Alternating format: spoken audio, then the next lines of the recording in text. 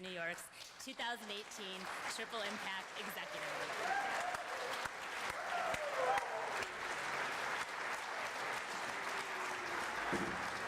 And I'd love to step up and have you guys take a photo.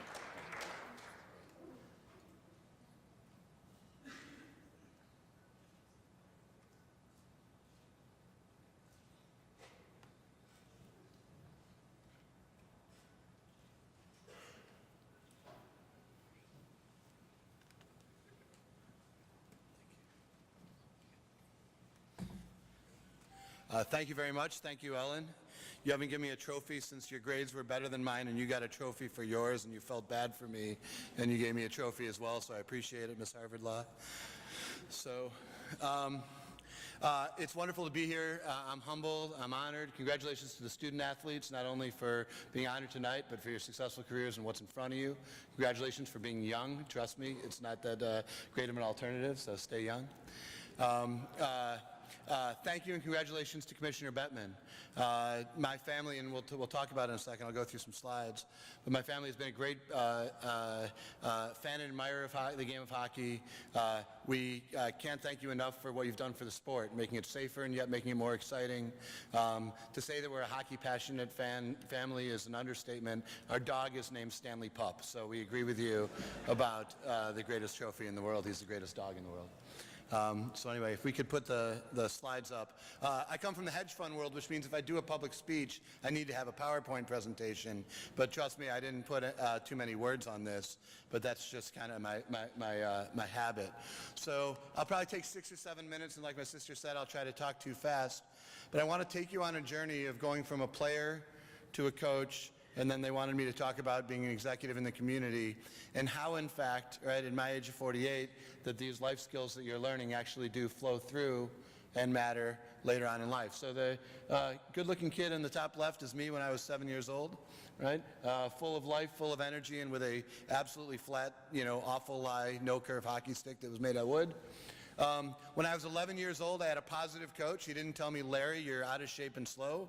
He gave me an award, and it was the Turtle Award, and he said, he may be slow, but he gets the job done. What a nice way to tell the kid that you're out of shape, you need to skate faster. I don't think he was part of the Positive Coaching Alliance, but that was positive coaching. Also, when I was 11 years old, I got that stick up on the right side, and it says 1981, the Hustle Award, right? It doesn't say the leading goal scorer award. It doesn't say the best player award, right? It says the Hustle Award. And in a camp of 80 kids, they gave me an award for something, which was that I worked hard. There was a character skill, right? And I still have that stick in the basement, and I've still shown my kids that stick. Because at 11 years old, that meant something to me, that the coaches would find something that I could contribute if I wasn't the leading goal scorer, if I wasn't the fastest kid, if I wasn't the best player. And so I certainly know that the Positive Coaching Alliance wasn't around when I was 11 years old. But I know that I had coaches in youth hockey who encouraged me along the way, who helped me find my identity and my contribution to hockey, and that stayed with me, right? I played college hockey, intercollegiate club. If it was D1, I wouldn't have been good enough. And then now I'm on a bench, and I coach a little bit, right? As you can see from the pictures, most people, after they graduate college, they hang around, maybe their kids get involved with the sport, maybe they play with their friends. I got some of my men's leagues teams here. If you can't see them, they're skating too fast, right? And so it's just something where you experience with your children and your family, and the game, of course, stays with you, right? But of course, as I mentioned, we were somewhat of a hockey-obsessed family. It was every holiday, it was every occasion, right? Almost every family photo includes many of my sons and I and my wife on the ice together enjoying things. We, of course, have a little guy. He's almost 2 years old, right? If any of you met Xander, he's the one who slashed your little kid's ankles in the knee hockey place over there.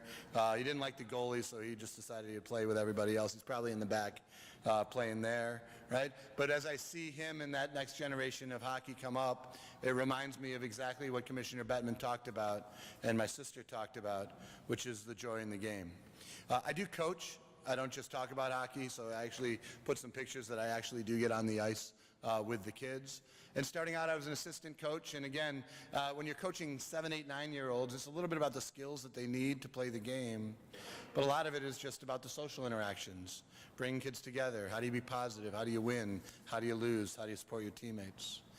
If you're a hockey player, you know playing outdoors is the most fun thing in the world. We got to play outdoors, whether it be on a pond or thanks to Commissioner Bettman's outdoor series in Yankee Stadium, right? And of course, as the kids got older, right, they found success. And my sister said it best. The teams were not happy because they won, right? They won because they had a positive culture. They won because they had a positive attitude. They won because they supported each other, respected themselves, respected the teammates, respected the game, right? And of course, then there's the dog piles where they show the joy. And of course, I brought the water bottles into the locker room because champagne and 16-year-olds, I'm told, is a bad idea. And plus, I didn't have to clean up the locker room, so thank you to the Titans rink many times. And then, of course, as my kids got older, they began to have individual pride at the label that was on their chest because that meant that they belonged to a different team and a different family. And whether they were playing for their school or their club, right, or their USHL team or their country, they've had an ability to let the sport promote their own confidence and their own sense of achievement and their own skills. And it is unlikely that any of them will play in the NHL, but it's likely that all of them will look back and say the best part of their childhood was their participation in youth sports. But it teaches you more than that. When you lose somebody, a close family member, when we're trying to battle issues that are difficult, teams come together and they support each other through that, and we've had some difficult moments. When we want to celebrate both the survivors and those we lost from cancer, the game of hockey the youth hockey was able to follow in the NHL's footsteps with their groundbreaking work in Hockey Fights Cancer, so that the families could come together and celebrate their loved ones, both those victorious in their battles and those lost, to provide the kids great perspective on the greater game of life. In fact, what brings our teams together is not just on the ice or off the ice or playing knee hockey in hotels or hanging out in the locker room, but in fact, all the teams now do community service because we need to understand that there's a greater community around us. So at the charities that I've been lucky enough to be with, the kids volunteer their time and their effort, whether it be at a food bank or a school, right? Whether it be helping sled hockey players and admiring at their courage, right? Or whether it be raising money for various charities. Now, I started Glenview 18 years ago, and we're named Glenview Capital because outside of Chicago, in a town called Glenview, Illinois, when I was 5 years old, that's where I started playing hockey. My sister was a figure skater. I went to the rink. I got quickly bored watching her and said, hey, I want to skate. And then quickly I fell in love with the game of hockey. And when I started Glenview, we wrote down our values that are here to this day. Just in case you think I can't count, if you've seen Spinal Tap, our amps go to 11. We have 11 values, not 10. We're actually good at math at Glenview. But in the Give 110% spirit, we wrote down our 11 values. And if you read those values on the left about persistence and meritocracy and teamwork and fairness and community, you don't have to connect too many dots to know where I got those from and where we got those from. The firm's name and identity came from the fact that your life skills really are about what you did in youth sports.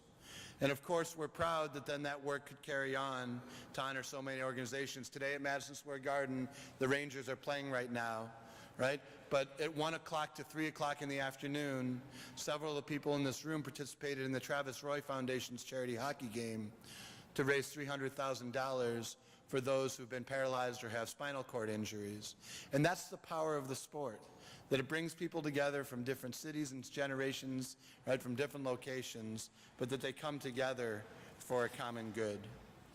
And Ellen mentioned that I've been fortunate enough to be involved with a lot of education issues because at the end of the day, coaching and parenting and teaching are all based upon the same principles.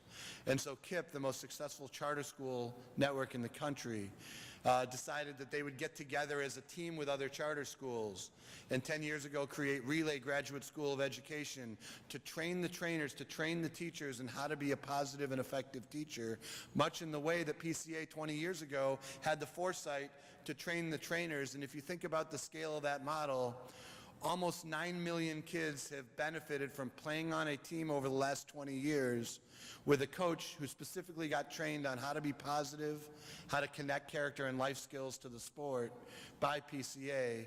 And of course, we believe that their lives have now a chance of being better off for it, much in the way that I got positive reinforcement when I was 11. And for my sons and their teammates in the room, you'll know that those phrases on the bottom that I say all the time, team and family, team beats individual, there are no shortcuts, joy and rigor, right? Work hard, be nice, play hard, be nice. That's the first thing I said to the kids when they went out and played, right? That those things are absolutely blatant ripoffs from the character traits that are taught at KIPP schools and at Relay Graduate Education. Because at the end of the day, whether it's academically, musically, or athletically, if you can combine skills with character, you're going to have a successful life.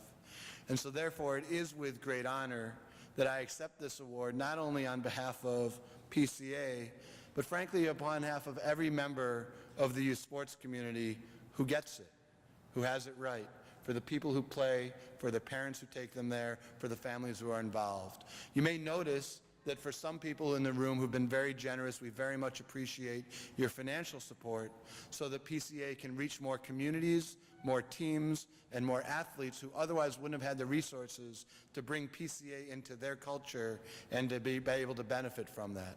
But for others, there was no ask tonight. It was, hey, put on a jersey, put on jeans. I wear jeans at the office, so it wasn't exactly a big give for me, right? And to come out and have a good time for an hour in the gym, play little games, be social, and then come hear some speeches.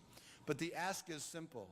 If you identify with what PCA stands for and you are involved with any kind of sports, league, coach, school, etc., just if you could simply ask them, have you heard about the Positive Coaching Alliance? And if not, if you could connect them to the leadership so that they could come and maybe influence the culture of your organization's teams, your league teams, and your school's teams, then perhaps we'll get dozens and dozens and hundreds of more success stories just like the 6. First of all, the honor was mine. It was a wonderful opportunity for me to speak about something that I'm passionate about. Having coached hockey for 12 years, but have had all my kids grow up with the sport, and I myself came up with the sport. I'm a huge believer that the character and life skills that you need come through team activities and group activities, including sport. So it was certainly more of an honor for me to be a part of it. I'm a little bit humbled that they decided that I could speak on their behalf, but it certainly was honored to do it.